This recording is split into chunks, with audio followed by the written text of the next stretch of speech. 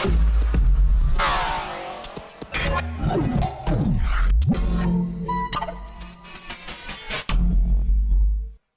you heard of hashtag Concerned Student 1950?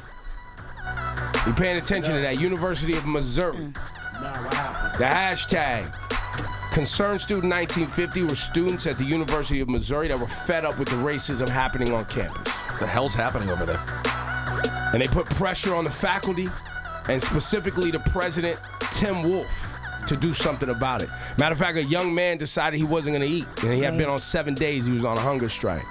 Things got so bad that a football team a couple days ago said we're not going to practice or play football until the president, Tim Wolfe, is gone. What's the racism?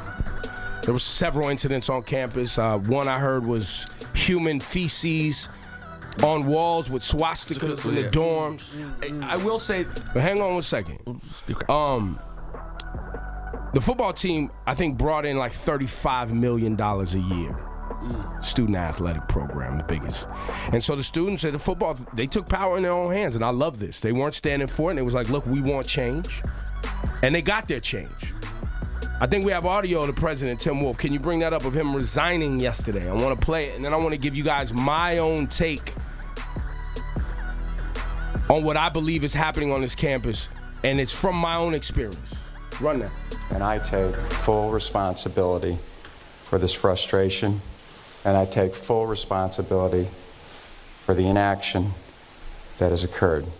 Use my resignation to heal and start talking again, to make the changes necessary, and let's focus on changing what we can change today and in the future, not what we can't change, which is what happened in the past. And my decision to resign comes out of love, not hate. Now, that's the president, Tim Wolfe, and I'm going to speculate here based on my own experience. He resigned yesterday. In my experience, when I was in high school, I had race issues on campus. The Black Student Union had race issues, people putting swastikas on our pictures in the student yearbook. And as many of the black kids at my high school, we all played sports because we all went to the high school for sports. And so I complained to the faculty, like, hey, if you guys don't handle this, we're going to have problems. It was the spray painting on walls. I would show up for workouts in the morning. My name would be on the wall in the quad saying that, calling my girl at the time an N-word lover and this and that. And they would try to paint over it so that we didn't see the writing. And I told the faculty you would have problems. Well, things got to a head. One day we went into the lunchroom and we beat up all the skinheads and all the little redneck dudes in the lunchroom. Like went into full-on race riot at the high school. Cops called, the whole thing. Come to find out, that student body that were committing these racist acts on campus, their parents were chief of police. Their parents were congressmen, senators.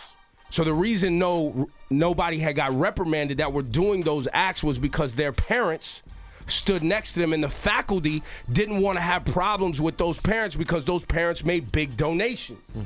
They were in the booster program. They made sure things were nice.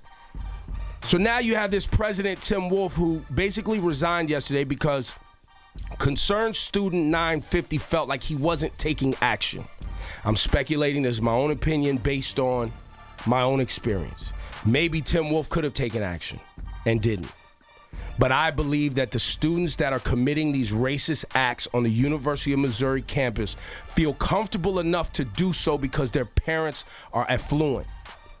They make big donations to the booster programs, and Tim Wolfe was put in a predicament where basically he was hung out to dry and couldn't make any moves because he didn't want to have problems with these parents that their student body and their students are doing things on campus, and his hands were tied. So do you think he was like a sacrificial lamb? Yes, absolutely. They're going to try to make some amends. They're going to try to quell things.